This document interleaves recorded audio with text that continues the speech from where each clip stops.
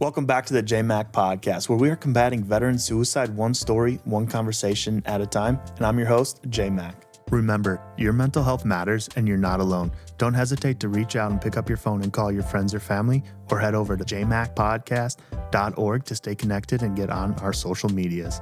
Now enjoy the show. All right, welcome back to the JMach Podcast. Today I have Fitz Fitzhugh. Thank you so much for being here, brother. It's been a long time coming, and I look forward to having this conversation. I'm excited to be here, man. Thanks for having me. Yeah, my pleasure. Let's just start off with, how are you doing today? I'm doing great, man. I really am. I'm having an awesome day. I just went and got my TRT shots in my butt, and my B12 shot in my butt, and my vitamin D shot in my butt. So I'm good to go. How are you actually doing? Man, it's an exciting spot I'm at in my life right now. Today's a good day. You know, all my days are good days. Stuff happens, right? But I think that's the reframe for me that's happened over the last few years is, you know, something injects itself into your life unwanted. That doesn't make it a bad day, a bad year, a bad month. And I used to do that a lot. I used to kind of label this good day as a bad day. Man, you got to take the good with the bad and the sweet with the sour. And so I'm having a good day, brother. That's a long way of saying it. I'm having a good day. Absolutely. And I want to dive more into that as we go, but hopefully it naturally comes out through the storyline. Sure. So let's just dive right into your childhood. Man, I watched quite a few of your podcasts in preparation for. I've listened to them. Man, but I dug in deep and I saw every podcast. You just go straight to that, and I like that. Yes, sir. Similarly, what I just said about the good or the bad, right? I used to look back at my childhood and put a lot of labels on it. But the truth was I had an awesome childhood. It had a lot of bad stuff in it, but I had a lot of family around me. When I was real young, huge, like 100 people at holiday parties type thing, you know. Great grandma had like 6 siblings and she had 6 kids herself. So just massive family. Yeah. You know, great aunts who poured into me, a brother who, you know, filled in the father role at times, the friend role at times, just a killer, older brother. So, you know, I could go down a lot of paths and talk about like childhood abuse and, you know, sexual abuse and stuff like that. I don't focus too much on that stuff anymore, man, because I've realized the power of everything I've gone through in my life and way back in my childhood has brought me to where I'm at today. It brought things into my life that I had to overcome, you know, these impurities. You got a giant sword here, right? And so as they're working with steel, you know, you ask a smith, like, how do you know when the steel's done? He's like, you get all the impurities out, right? These things are naturally found in the steel, and you have to like refine this stuff out. So, childhood, it was complex, I guess. It wasn't ideal. Grew up with my mom, who's on disability a majority of my life. Not super stable home, not a super stable male role model. You know, a lot of guys kind of in and out of my life. I grew up on the streets a lot. I can tell you that, man. Riding bikes, spent a lot of time with family. You know, I was a West Phoenix kid. Okay. So I grew up in like the West Side, 35th and like Missouri area, like between Camelback and Bethany. Hasn't gotten a lot better since I moved out of there, but it also hasn't changed that much. And but what was really cool about my childhood is my dad, who parents divorced like almost instantly after I was born, and so I grew up down here in Phoenix. But what was really cool is he grew up in Southwest Magnolia, Arkansas, like totally different world and experience than West Phoenix. Absolutely. So I got to spend summers there, hanging out with my cousins and just experiencing a different type of life than what a city kid did. So that was really cool. And then when I wasn't doing that in the summers, I was like Glendale's Parks and Rec, YMCA, Boys and Girls Club, Big Brothers, Big Sisters. Like those community-based services were real big in my childhood. Okay. Yeah. The reason I start off with our childhood is because I feel like all of our traumas and coping mechanisms and what we learned started in that sandbox. Yeah. As a child. And so I don't want to bring it up to dwell on it or give you an excuse for why your life is the way it is. But I want to show it in a way that we can highlight you can go through these struggles and still come out successful, out of prison, out of the system, and living life to the fullest. And I feel like you're a great representation of that. I really don't know too much about your childhood, right? Yeah. So I appreciate you divulging what you shared, right? Yeah, yeah. So you got out of Phoenix, but you ended up coming right back, huh? I did. So high school is where, things started to go off the rails, started partying a little too hard, hanging out with the wrong people, got into the party drug scene, ecstasy, stuff like that. Started working full time, on my birthday. I ran, got a job, was out of the house as much as possible. That's what work was for me. It was kind of a way to get out of the house. And so, but I was working full time, going to school full time, and partying full time. Yeah. Like something was going to give. I barely graduated high school. I was super popular in high school, friendly with everybody. No one really knew what was going on behind, the scenes, though. I started drinking when I was 13, younger than that, actually, but consistently on my own, sneaking into the Tequila Rose when mom's not home.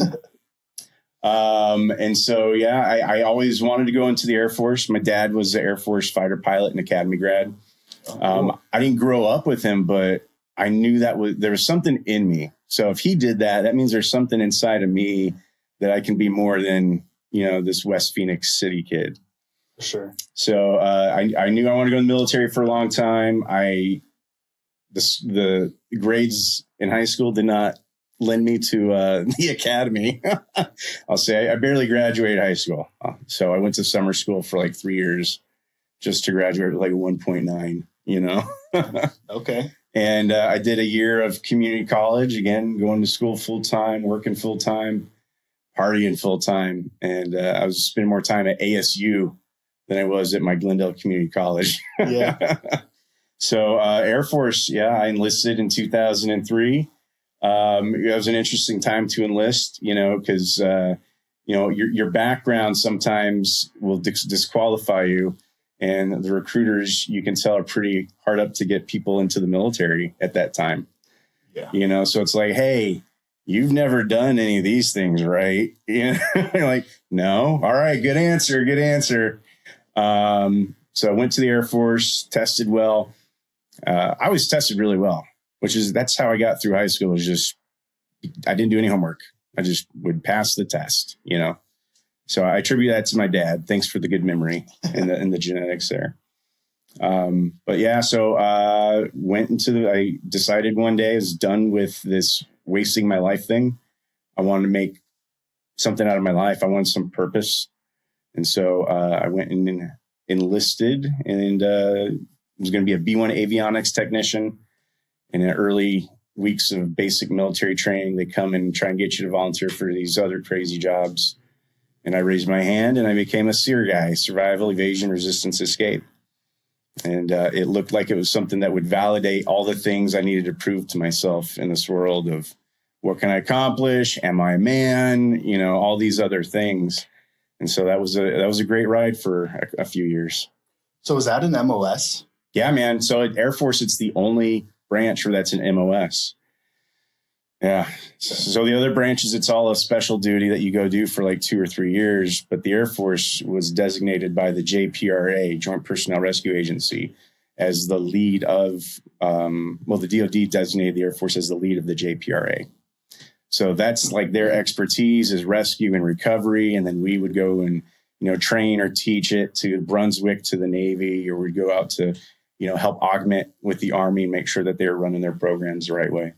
Did you have to go through SERE school? Oh, yeah. To become an instructor? Yeah, to the nth degree, I guess man. that makes sense, huh? Yeah, well, we have our own tech school, which is SERE turned up to 10.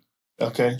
So we went through what's called the NDOC phase, where they're just getting people to quit in San Antonio after boot camp. Just beating you up day in, day out, morning PT, afternoon PT type thing. And that gets a lot of people to quit, surprisingly. Just the physicality. And then they send you up to Fairchild and you go through, your tech school, which is about 6 months there. And then you go about another 6 months of OJT. So it's over a year before you're actually even doing your job. Yeah, but that's interesting to me, right? Because it was always like a schoolhouse that I heard you could go to. Mm-hmm. And then you get right out of boot or basic training, you get to go right into SERE school and instructing and teaching. Yeah. What was that like?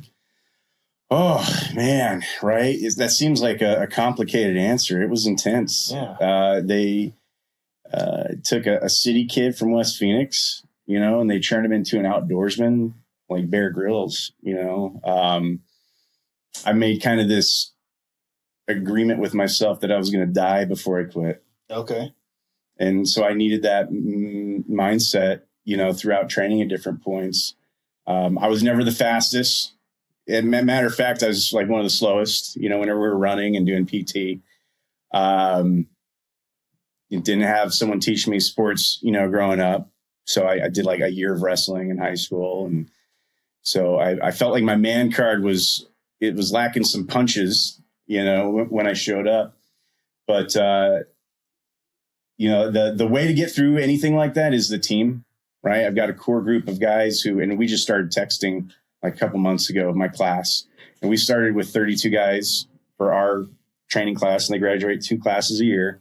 And of the 32, we graduated 10.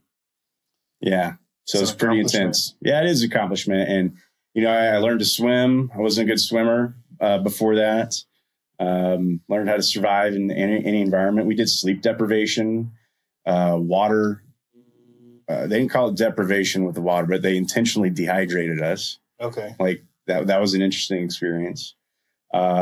We, took supplements from time to time for the military. They're testing out certain things, it's like, take these caffeine tablets. Let's see how well you do, operating for extended hours of time.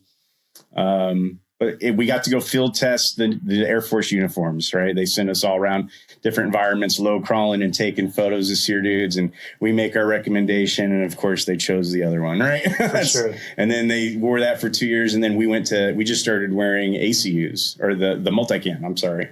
So the SERE guys in the Air Force were some of the first, like us in the EOD, to just go start buying multicam after they, designated that horrible uniform. That's an interesting story and an experience that you're not even diving into, I'm sure. Yeah. How have you been able to translate that training and that mindset into your life, even till this day? Yeah, there's things you learn that you sometimes forget and have to be reminded. For me, the one that I have relearned throughout the years is just the idea of the survival mindset and the survivor's mindset. And, we would tell these stories. There was one that was kind of famous, and it might be folklore for all I know. I got to teach a season of Arctic survival up in Fairbanks, Alaska. It was like 50 below zero, And we would tell a story. And I don't know if it's BS at this point. I don't remember if I read it somewhere, but the idea was basically this this bush pilot in Alaska, something was wrong with his plane. He ended up landing it in a field, inoperable. Didn't think anybody heard him on his radio when he was going down. Then rescue arrived to where he was at, and they found him. He had ended his life. He shot himself in the head with a gun because he was convinced he was going to starve to death, freeze to death, something like that out there in the wilderness in Alaska, because it happens all the time. Well, they get there and they found he was sitting in his plane, but they had tracks of him walking to the tree line, walking back to the plane, and his cigar was still hot to the touch, like warm to the touch type thing. So he instantly lost like his survival, his will to survive. Yet on the other end, we've got countless stories of time and time again of people in these dire circumstances. You got like the Aaron Ralston story, cutting off his arm. He's pinned between these rocks, and so many others where it just doesn't make sense that people survived what they did. Right. And so I think there's something to that survival mindset. Part of it's like the positive mindset of I can accomplish anything, I can get over anything, we'll get through this. And, there's times in my life where I forgot that. I forgot like that will to survive. And a key thing with that will to survive is you have to have something that you're surviving for. Like there has to be a purpose, right? It either, You know, when you're in the military on mission, it's easy. It's like my country, the soldier to the left or right of me, the people we're supporting, whatever. There's lots of things that you can get behind to get through that. But in life, like just day-to-day life, what is it going to be? Family, some higher calling of faith, of purpose. Like you can't just try and coast without some type of directional north. At my work on my computer, it has my beret because it just looks cool. I love that little thing. And then a compass. And I put the compass there intentional. And that's to remind me where my north is, my true north. Because there was a period of time in my life where I forgot what my true north was. And I was just chasing success and chasing accomplishment. And then I got there and realized, this was not my intended destination, and things kind of fell apart. How do you teach the will to survive? Or is it teachable? It absolutely is teachable. But it takes some deep introspection. It takes a person willing to assess their life and assess things in a way they have never done before, right? So one of the exercises we would do towards the end of our evasion when we were teaching our students, like the evasion out in the wilderness type stuff, is I'd bed my students down and I'd give them something to write with and something to write on, like write letters. And, before I put my students out for, maybe 6 hours, I asked them, what's the longest amount of time you've gone without some type of either external stimulus in your life where it was just you with your thoughts? And most people have a hard time answering that. When I say external stimulus, reading something, doing something, some type of distraction, right? Drinking, smoke, whatever it is, right? What's the last time you just sat with your thoughts in your head? It's pretty uncomfortable for a lot of people. Try doing that for 30 minutes or just sitting in a chair. Yeah. In an empty room, not listening to anything. And after a long enough time of sitting there in your own head, you start to assess, things very deeply in a way that we don't do often enough, I think. And, we'll probably get to the faith stuff later on, but I think that there's a reason that just like Jesus and a lot of other, prophets, they all went to the wilderness at one point. It was to have that isolation, to get away from the stimulus and to do that deep thought and that deep thinking that so many of us are taught and programmed to avoid that stuff for such a long time. And so, I'd bed the students down. I'd have them write letters to loved ones, to family, to themselves and stuff. And after 6 hours, they'd come out almost a different person. Just sometimes they'd be in tears with what they realized and what they wrote down, or they wrote a letter to their child himself, or they wrote a letter to a parent who'd passed away that they'd never said these things, right? And so I think that's where you find the will to survive, is in that deep introspection of yourself. It's not something you're going to find on the surface level. Do you feel that you could use that will to survive to teach somebody that is in a suicidal mindset or a super depressed mindset to help pull them out? You've actually, I've thought about this for years. I'm like, how do you take this will to survive thing and bring it into the mental health space? Especially, I've had my own mental health crisis. Someone who has all the tools, someone who had all the training experience, right? I still found myself spiraling and in that space. And if I could, I would like to take it from the will to survive to the will to thrive. Okay. Right. And so the thing about survival mode, Josh, is the next day is going to be worse than today. Right. When you're in that survival mode, you're depleting your assets. And out in the wilderness, it's food and water and shelter, right? These assets are depleting somehow. When you're in, the safe space of your life and you're just, again, back to that idea of you're coasting, right? When you're in survival mode, it's a downhill coast. And you're either going to hit the bottom or you're going to stop. The momentum stops eventually when you're coasting downhill. Versus the idea of thriving, that's where you're growing. There's a concept called post-traumatic growth, which I'm a big believer in. I think when we have a traumatic event happen in our life, there's a brief window, and there's science that backs this with your neuroplasticity. There's a brief window of time where you can actually change the way your brain functions and change also that hardwiring, essentially. And so I think if you're given the tools, if you learn, like so many organizations, Boulder Crest has a great Struggle Well program, right? Yeah. If you have the tools and you walk into that space, man, it's like nothing impacts you, right? I was gonna say it's like kryptonite. It's the opposite of that. It's like you're Superman, right? When you're in that thrive state, when you have the momentum of growing and doing better. And we've all experienced that thrive state at some point. Yeah, you feel invincible, like no one or nothing can stop you. Right. Or you're in that flow. Yeah. That flow of just things are just moving so smooth and so good. And I think that's where I found myself, 5 years ago, back in 2020. So 2019 Veterans Day weekend is when I had my mental health crisis. My wife was able to locate me, stop me from doing something stupid. Everything she had to fight for me to take every action and to call my therapist and to get me to the treatment center and to get me, the help that I needed. But 2020 was, while the rest of the world was falling apart of like this work at home environment and stuff like that, I had the best year of my life. And it was because after this traumatic event of this mental health crisis, because that creates its own trauma, right? And PTS for my wife as well, right? And so losing my train of thought here, but you had the best year of your life. Best year of my life, yeah. And it was because, at that time of putting myself back together, I was talking to a marriage counselor, seeing a psychologist and a therapist, like 5 days a week. I was working on me.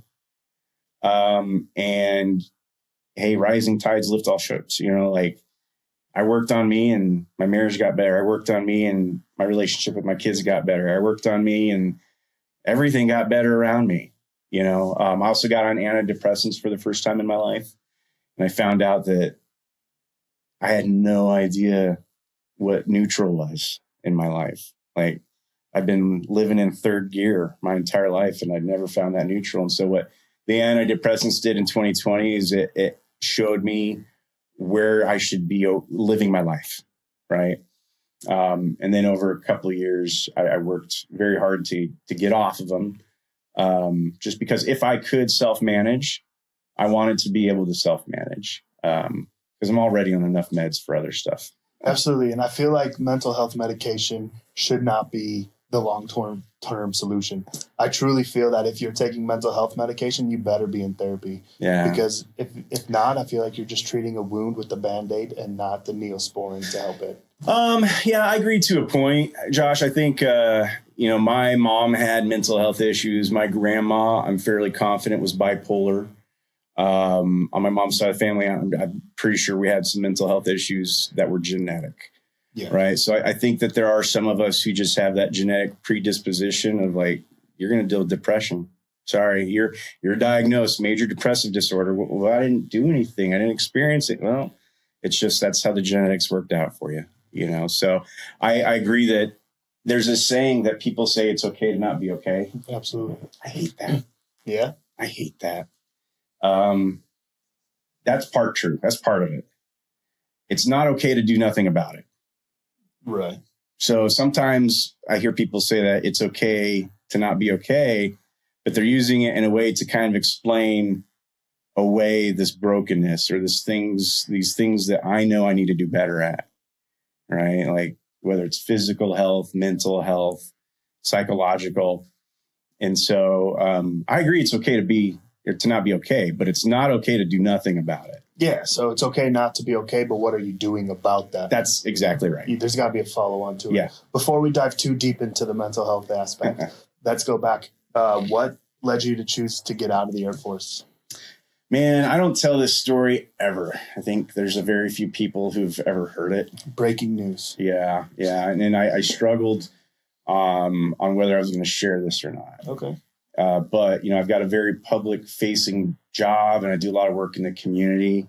And so for a long time, I hid and I masked a lot of who I was, right? From childhood to PTS to all these other things. And what I've learned is the more I unmask and the more I share, I think the more it helps other people. Absolutely. So I've learned to kind of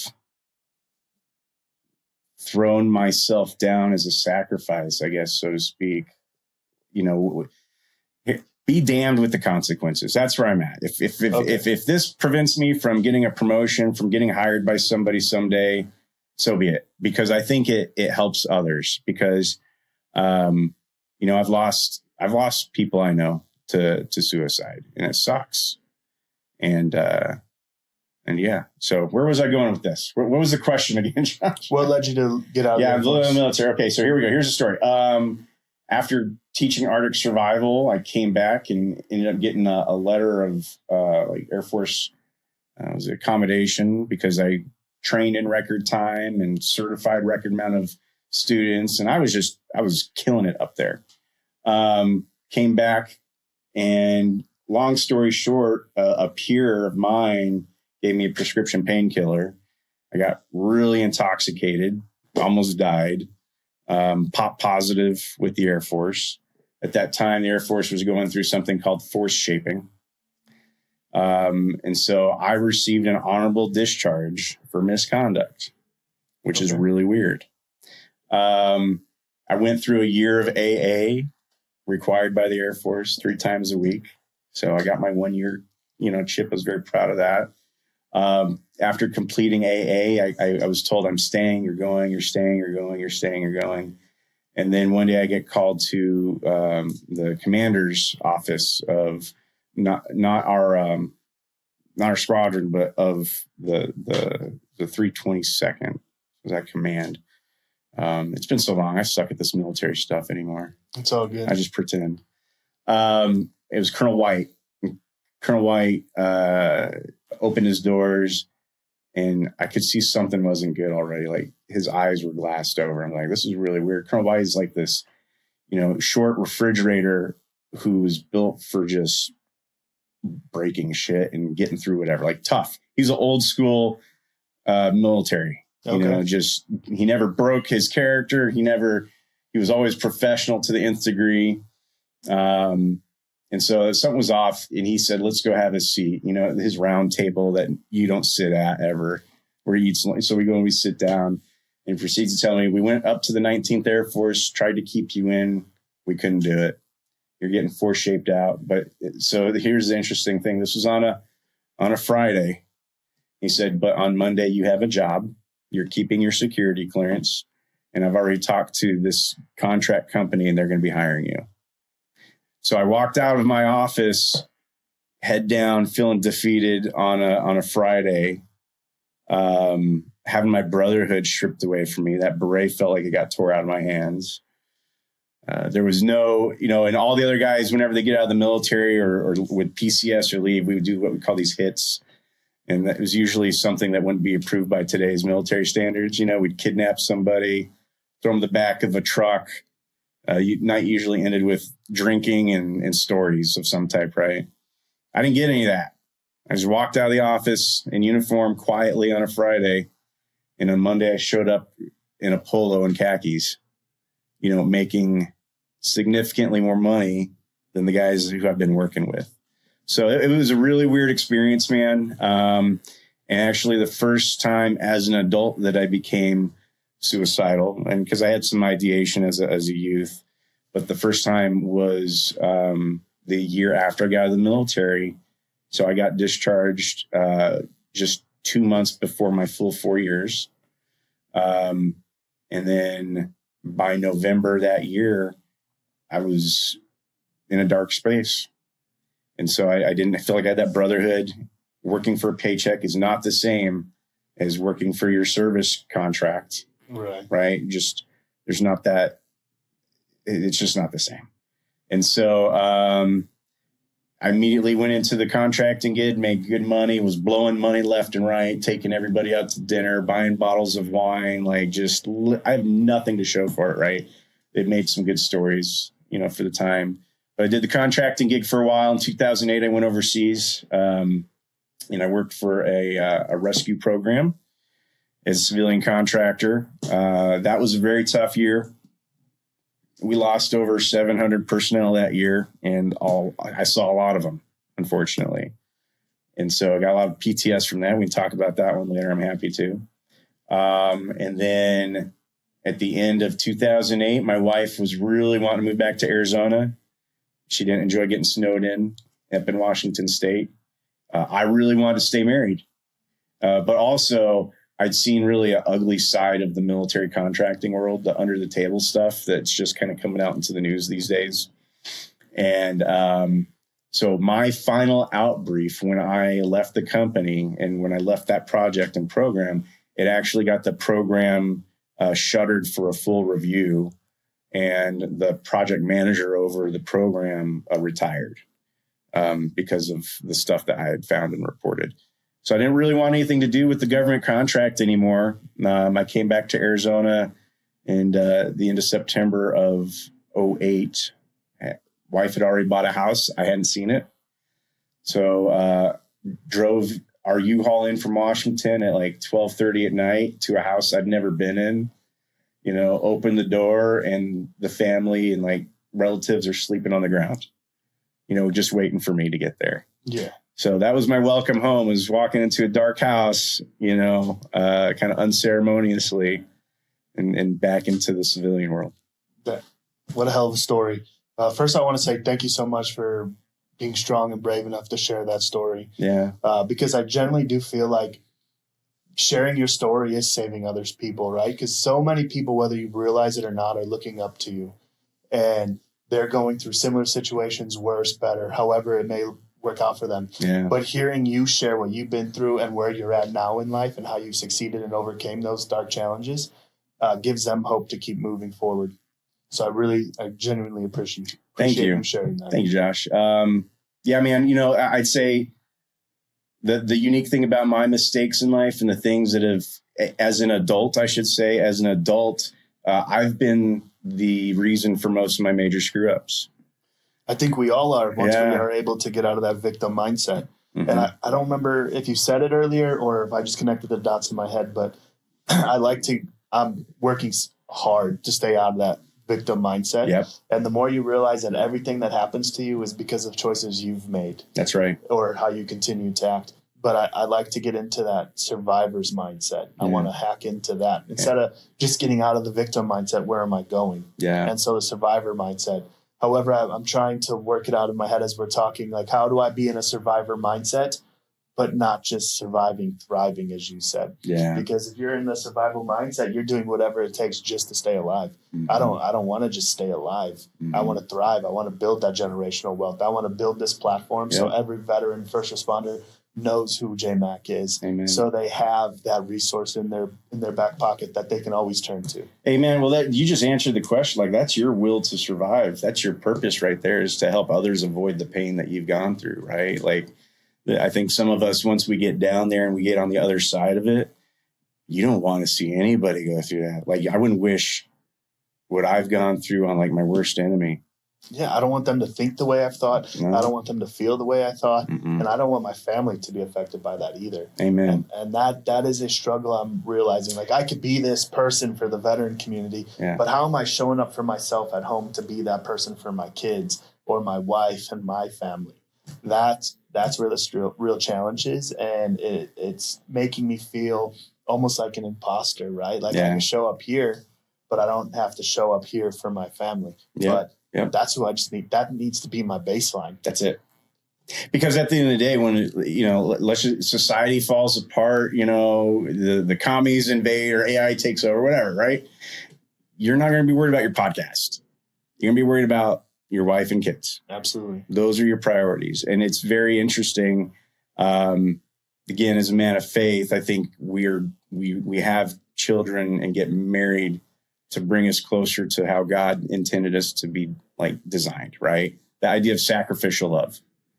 Like a lot of men will say, I will die for my family, but you won't change your job, but you won't move to another state. I'll die for I would protect my family if someone came in that night, and I'd die if I had to, but you won't change your kids' schools. Like, I work with a lot of men's groups, and the biggest frustration of mine is when we have a pain point, but we don't do anything about it. And that is automatically the first sign of the victim mindset, is the idea of feeling powerless or like you can't do anything about it. That's not true ever. Absolutely. One of the greatest things I've heard recently was right along that line is like, you're willing to kill for your family. You're willing to fight. You're willing to die for them. Yeah. But are you willing to kill your own ego for them? Yeah. Are you willing to kill your own pride for them? Mm-hmm. Because in marriage, man, the grass is definitely greener where you water it. And that may take you crushing your ego and pride. Like, no one else is ever going to talk to me this way. And sometimes I wish my wife wouldn't talk to me this way. But how am I showing up for her? Yeah. Another one I heard was boys chase happiness on the horizon. Men build it where they stand. Ooh, that's a good one. Yeah. And I think that's true. And we think, as I used to think about what my sacrifice was for my family, it was my work, it was the hours, it was the money I spent, it was the things I did. But it was never about the change in me. Right? And I think that's what real sacrificial love is. It's, what am I willing to change in myself to be the best version of myself that they need? And, as human beings, veteran, non-veteran, this is universal. We like to sit in our pain. Because it's what we know. And it's more familiar. It's comforting. Right. It's the devil, Yeah. It's comforting. And humans almost always wait to change until the pain of not changing is more uncomfortable than the pain of staying the same. Yeah. Right. So if that pain of where I'm at because of my issues, because of something I won't change, if that pain is still comfortable enough because I don't have to change anything, I'm just going to ride right here, baby. The alcohol, the drinking, the pornography, the whatever it is. But if something starts falling apart and now my life is impacted drastically, that's when most people will change. And I wish we didn't have to wait for that. Right. So I think my message out to everybody is like, let's stop this victim mindset about everything or anything. Control what you can control. And we are in a lot more control than we think typically. Absolutely. So walk me through, you just get back to your new spot out here in Phoenix. It's dark, all that, but is this the time frame you had your first suicidal ideation as an adult? No, that was in 2007 after I got out of the military, probably about 6 months after getting out, around Thanksgiving time period, and just didn't know what I was living for, man. Again, living for a paycheck is not good, but I had to relearn that several times in my life. And so, it was just one of those things. I was in the shower and just started breaking down crying because as a man, that's the only place I felt like I could cry is in the shower. You're already wet, know. But I got out and I had my grandpa's revolver and I got very close. I'll just leave it at that, Did you, quote unquote, man up and just suck it up and fight through it? How did you work your way out of that one? It was a spiritual experience. Okay. Don't know how else to say it. I was on my hands and knees, soaking wet, no towel. And I had the hammer cocked, gun in my mouth, putting pressure down on the hammer. And all of a sudden I felt a peace and what felt like a warm blanket being laid slowly down from my shoulders down to my feet. The coldness from the room and being in the shower was gone instantly. And that was like my first spiritual experience that, okay, God is real. I'd been going to church, hadn't been baptized until August of that year. So baptized in August, suicidal in November, something, not me, stopped me from pulling that trigger. Did that cause you to dive deeper into your religion or your spirituality? Oh, absolutely. Absolutely. And, I'd say I was on fire. And my maturity was still pretty low as this new, Christian. And I think I didn't grow past, let's say, college level. You got 1, 2, 3, 400, level courses.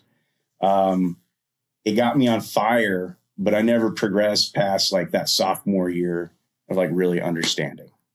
And so I built my routines, the things I know I should do.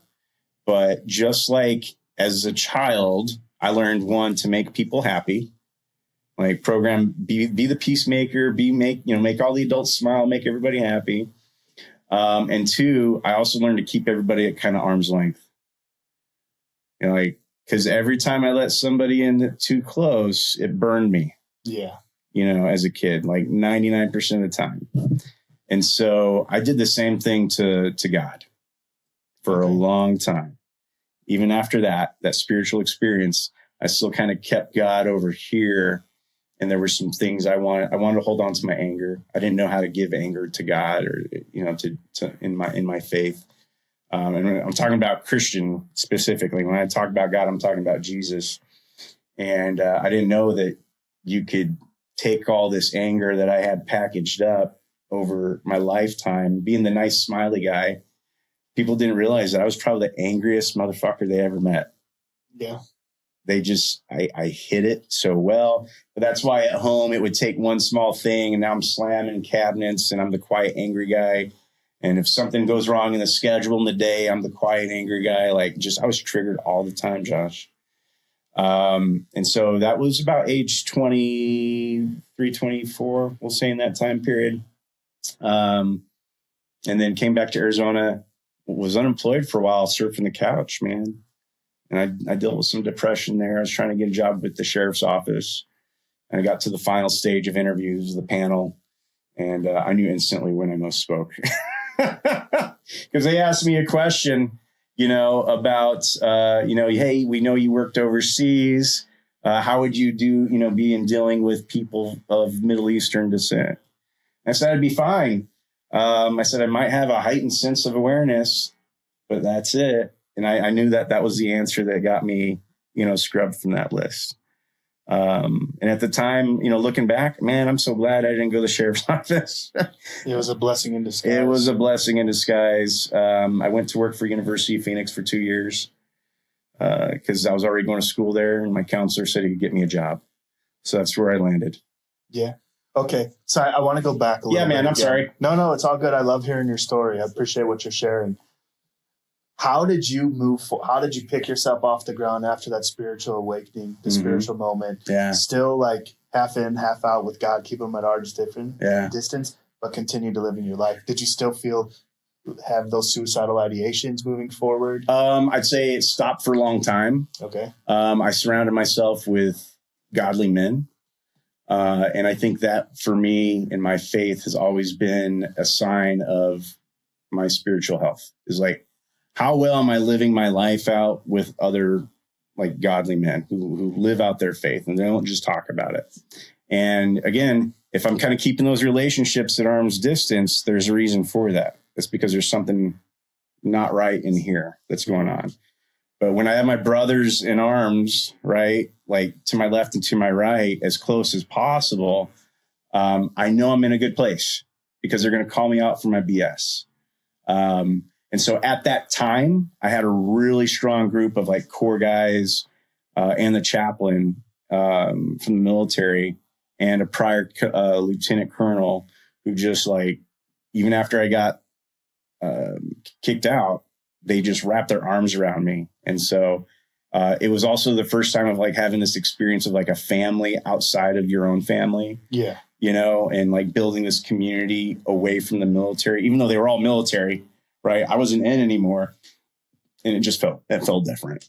Absolutely. Yeah. What would you go back and tell yourself or a fellow veteran, a fellow individual that is going through it, just had the hammer cocked and all that, man? Here's what I would say is commit and no half measures anymore. Like, it's time to burn the boats, so to speak, right? I'm sure you've heard that story before, but it was Spanish came, to America to try and get the gold. And, essentially they burned the boats. So there's no one, you can go back. Like, we only have one way now, and that's forward. And so I think that in our lives up until that point, there's a lot of stuff I should have done that I knew I should have done, things that I knew I needed to talk about, medications I knew I needed to be on, trauma I knew I needed to deal with, and just kind of push it down. And so that's what I would say to those guys is, one, there's hope on the other side of this. But the only way you're going to get there is by burning the boats and pushing through the stuff that you don't want to deal with. How are you? But on the other side of that, I'm getting goosebumps. On the other side of that is a piece that I didn't know was possible. Now, I had that instance, Josh. It was again at 36 was my next suicidal. That one was actually in progress, right, of happening.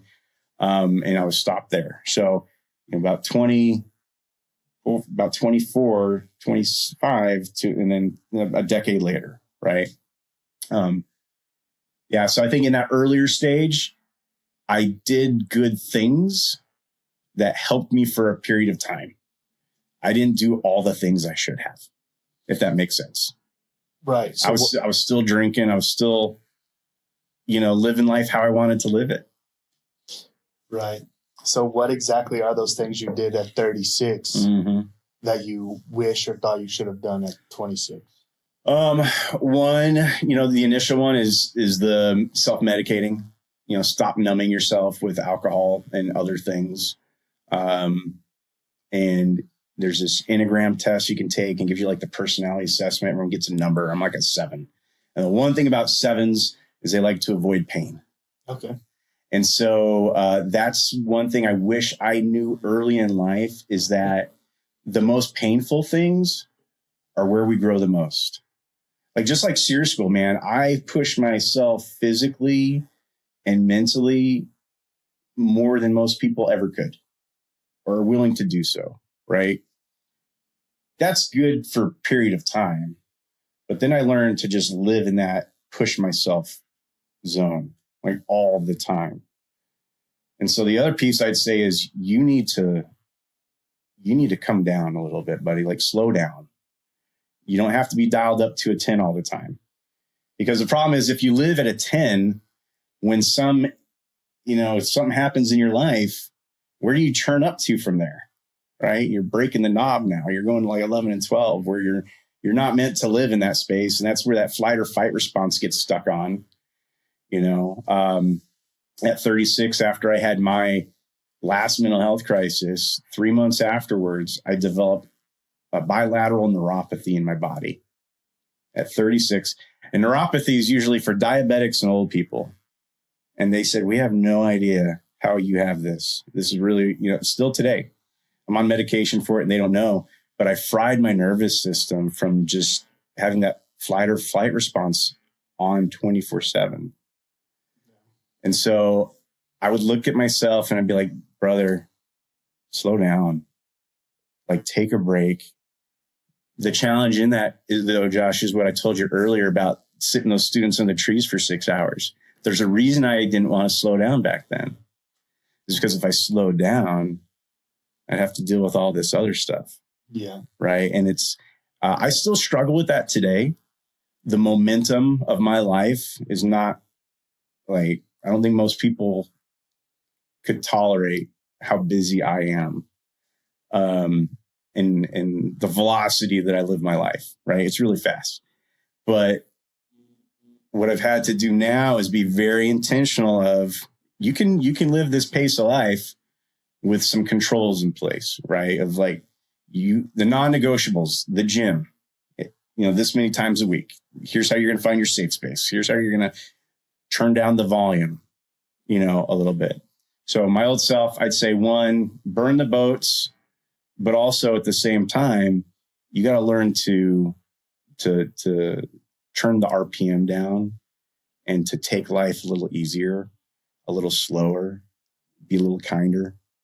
So how did you get from third gear to neutral? How'd you find your neutral? Oh, I broke, brother. I blew the transmission. Okay. I had to rebuild the engine. I think the lucky guys are the ones who learn from watching those around them. Maybe their father, just had a stellar dad at home who taught him the right way. So at 36, I accomplished all the stuff I'd set out to do. Like this poor West Phoenix kid, he had this idea of like, if I accomplish these things in life, I'll be happy.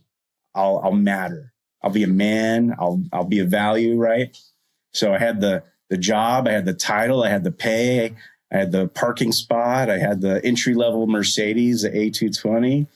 And so 2019, I got promoted to the job I have now. My company flew me to the Super Bowl, and my wife comped. I'm in the VIP party. I talked to Jeff Bezos.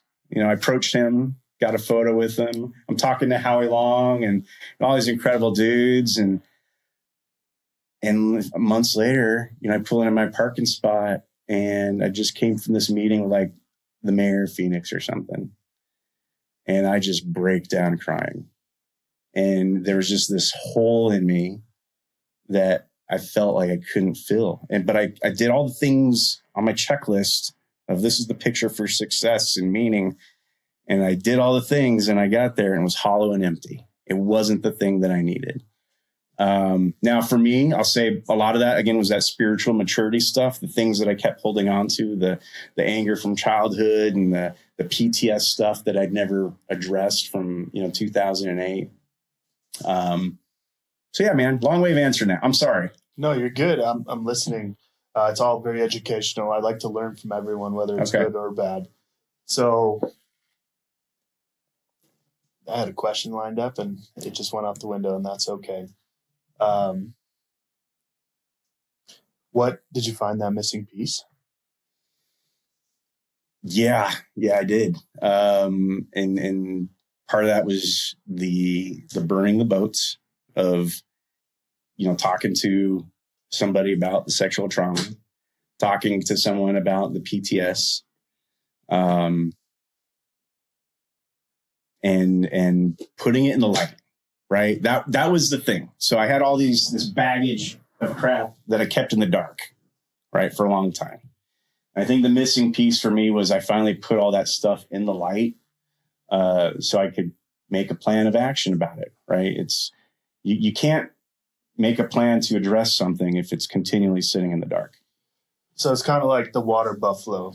I believe it's the correct animal, right? Where they're the only animal that will turn around and head into the storm because it's the fastest way out of it. That's exactly right. Yeah. And I think in my lifetime since childhood, when I knew, as a young kid, these hardworking cowboys, right? Like my family's been in Arizona a long time, like not salt of the earth, like the dust and dirt of the earth, like hardworking guys. They didn't have, at least we didn't see a lot of these issues that we're dealing with today. Because I think that the idea of like that grit was life is hard, period. Yeah. We're going to deal with it. They also never had time to stop. No, they didn't sit around on their couches and contemplate all this stuff in their head, right? We've got all the needs met on the Maslow's hierarchy of needs, So I think if we can find somewhere where we're struggling a little bit, starting your business, running your podcast, you're building something, you're struggling. I think that's what we as men, I think men are built to do that. There's something internal in us that we want to go build something, right? And when we can't go build something and create something, I think that there's a purpose that's kind of lost in us, Absolutely. Let's dive into your spirituality and religion. Was this from childhood? Were you raised in the church? No, I wasn't, man. I had an interesting, kind of exposure to different faiths. I was told we were Protestant growing up. I didn't know what that meant. My mom was very big into the crystals and the energies and the palm readings, and she'd take me to the bookstore, and I'd 9 years old flipping through the Kama Sutra books. That's the corner I went to. Okay. But a little bit older, my good friend Joey, his mom took me to a church that was on Central and Bethany at the time. I don't know if it was Baptist or what it was, but it was mega church, And I don't remember much about the church, but I always remember Joey's mom being just this patient, kind woman who's just kind and loving and warm. And a lot of things that I was kind of lacking a little bit at home. And then there's something very attractive about that.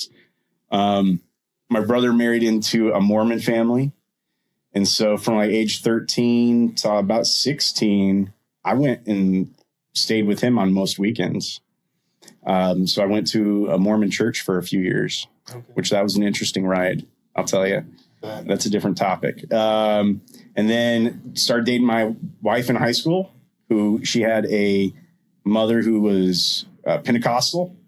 It's like speaking in tongues and stuff. Man, that scared the hell out of me. I could imagine. I went, I remember going there and there was a 90-year-old lady who like falls on the ground and is shaking, and they just put a towel over her and kind of walk away. And I'm thinking, somebody call the ambulance. What's going on? We should CPR, it took me a while to learn what was happening there. And then she'd take me to the Catholic church with Dad.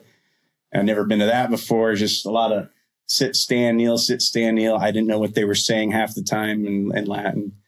So that was my exposure to religion growing up. Very kind of distant and, just very processed, and didn't really understand kind of this idea of a personal relationship with Christ, or understand like the Holy Trinity.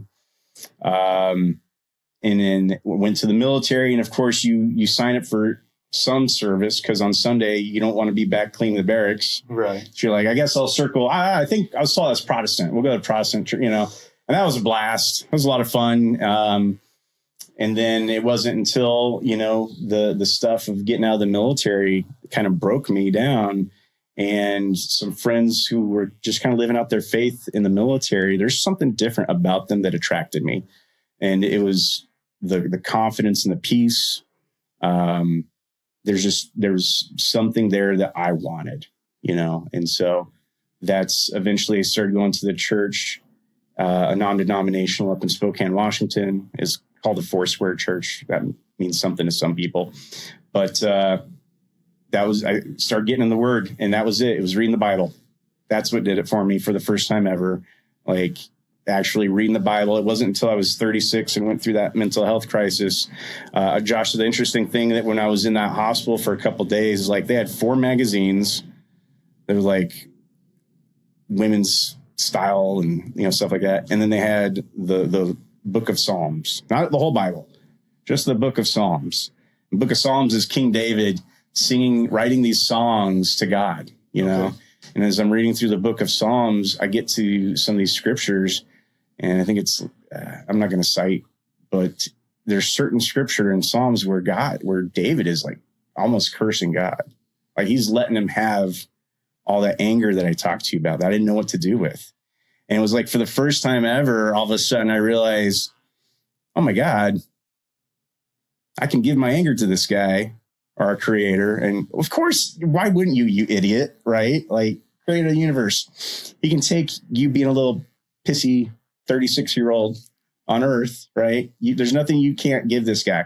And so that was really the turning point for me, and talking with the pastor about some of the stuff I saw in 2008, making sense of the evil in the world, and then realizing that, I can give all this stuff that I've been holding on to, that anger. And I think for some reason, men, we like to hold on to that anger.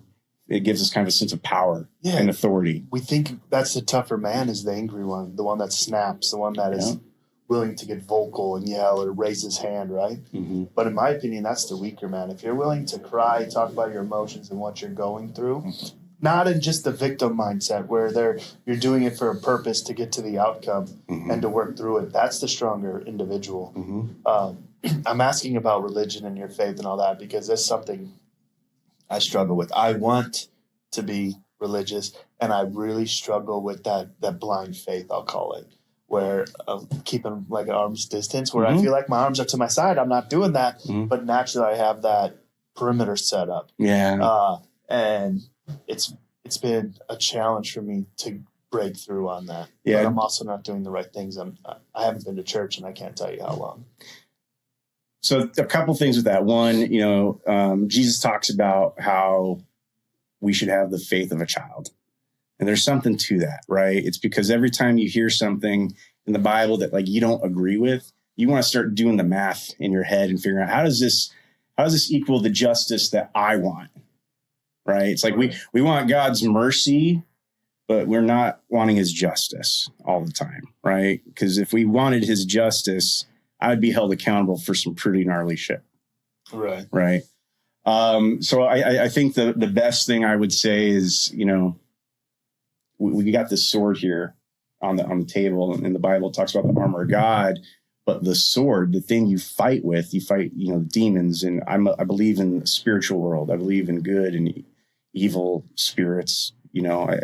There's other things that we can't see, and I attribute that to stuff I've experienced in my own life, but the sword is the word of God, the Bible, right? And so go into any battle without your sword. What's going to happen? Right? That's the first tool. If anything, forget the helmet, the breastplate, all this other stuff. Like, that does not matter if you don't have a sword and you're walking into battle. I'll take a sword and no armor over armor and no sword. Right. Right. So, anyone, and the church is good, but I think a lot of people have a misunderstanding what the church is. They see it as an institution. They see it as a brand of this, church, or a building. The church is the people. That's it. It's the people of God. And so, unfortunately, I know, not having grown up in the church, there's people who've been hurt by churches, who've been hurt by people claiming to be Christians or who are Christian, and they made stupid, bad choices, right? I know I hear when I talk to people about kind of like the hypocrisy of the church and Christian faith, and I don't know where this came. Well, I do. As a kid in the 80s, during like that revival period, there was, I think, a pressure on Christians to look and sound Christian, like to look like you got your stuff together, right? Make sure the family looks cleaned and everyone's wearing the right thing. I go to church now where like people show up in pajamas, and I was commenting last week that some of the girls walk around like their midriff is showing, their shorts are too short. These are not some godly girls, but that's who you want at the church, man. Like, the church is not for the place for the people who have their stuff together. The church is the hospital for the soul. Like, this is where the sick and afflicted should come. The people who need this in their life. Otherwise, they're not headed in the right direction. And they recognize that. So when you say you don't go to church, I would just, challenge you on how you view that. It's not the building, but it's the people in there that are the church. I think one of the hard things that I had in my mind is that, like, I needed to be perfect and holy to show up there, right? But from what I've learned and understand is God walked with everyone. So you don't have to be a certain way. The goal is to get to that certain way. Yeah, that's I think there's a couple big differentiators in the Christian faith versus other religions. One, a resurrected Jesus, like that's the linchpin, right? But two, the other big differentiator is there's no qualifications to enter. Now he's exclusionary in the fact that you don't get to heaven without Jesus, but he's inclusive in that everyone can come. And it's different because you don't have to earn your way into heaven, right? So if you look at Judaism or Islam or any of the Eastern faiths, it's all about, I have to do X, Y, Z in order to get good enough to get into the afterlife, right? Got to reincarnate and get up my game so I'm not a cricket, I'm a cat, and then a cat, and then a cow, right? And then the nirvana. In the Islam, it's their tenets of faith. It's their donations and their community work, and are they reading and are they praying? In Judaism, they have their tenets in the Old Testament. Christ was he flipped stuff upside down because he said, you don't have to do any of those things. I'm going to do that for you through my sacrifice. Boom, done, atoned. Just believe in me and you're good. And he doesn't call the qualified, right? He qualifies the called. I love that saying. And what that means is he's not calling the people who have their stuff together, Josh. He can do more with broken people than anyone can do with the perfect human, right? It's like every one of those prophets in the Old Testament were broken men. David had somebody killed so he could take the wife, right? Moses ignored God and fled. Paul, one of the original, disciples, who wrote most of the Old Testament, he killed Christians before he followed Christ. He was hanging them and crucifying them, right? It's crazy. So I think that's a big misunderstanding for people kind of on that arm's length, is they don't realize that it has nothing to do with you being right. It's about you willing to be used by God, for him to do, like, you look at my example of where I grew up. I should be a statistic, man, right? Like by every metric, I should be a statistic somewhere along the line. And I think it's only because of the grace of God working through a broken person and him showing up in a lot of other broken people around me growing up, that has me where I'm at today. And we have to start wrapping up soon. So yeah. Perfect leadway. Where are you at today? I lost my stepmom to cancer in 2022. Sorry to hear that. Yeah, it was tough, and she was an incredible woman. But that was kind of a calling to me of like, life is short. Stop talking about things. Stop thinking about things. Go and do. And so the last few years, I've created a lot of different business plans, and I went from having none to now I have like 3 irons in the fire, for different businesses. One's, it's basically like inventing Uber Eats. Okay. Like it's going to be a game changer. One is like AI and crypto trading, Okay. Another one, I'm helping my buddy with like his fan business and like misting system.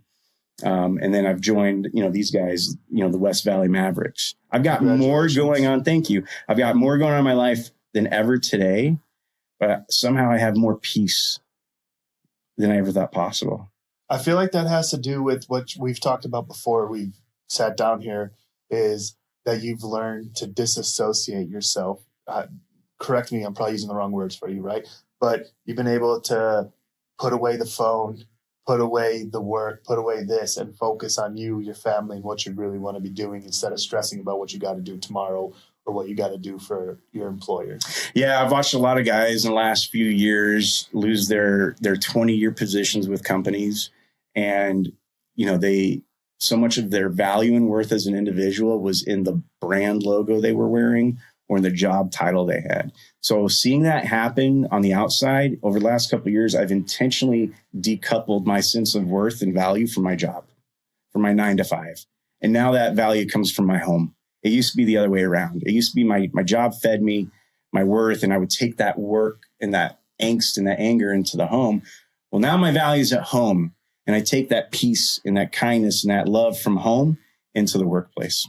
That's what a lot of veterans and even professional athletes struggle with right there, is that our identity was in that uniform. And then once you take it off, you got to reinvent yourself again, right? Yeah. But if you've always had your identity at your home, taking off that uniform won't be such a struggle. Yeah, and I've blown my identity up a few times, so I'm an expert on this, I think. I'm sure it's going to happen a few more times, right? Because that's part of evolving and growing. Yeah. And when it gets difficult, you grow and prosper. I'd like to avoid the levels of blowing up my identity that I've done in the past. I'm very optimistic about the future. And thank you for having me here today, man. My pleasure. Any safe rounds, anything I missed that you would like to discuss? How can you be found? Any of your projects you want to share? You find me on LinkedIn. I'm always very active there. I do a lot of work around, veterans' mental health. And if anything, I'd say my goal is to break the stigma around the conversation of suicide, to where we can talk about it just like we talk about cancer or any other health issue.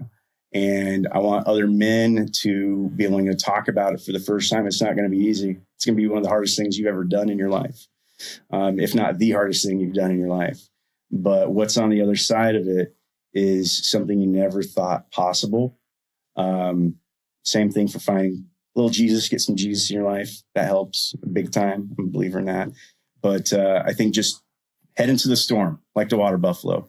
Do the hard thing, and the work through that process will make you something you never thought possible. I love it, and that's a great way to end. However, the Mavericks and USAA, they're doing great things for veterans in December. Can you share a little bit on that?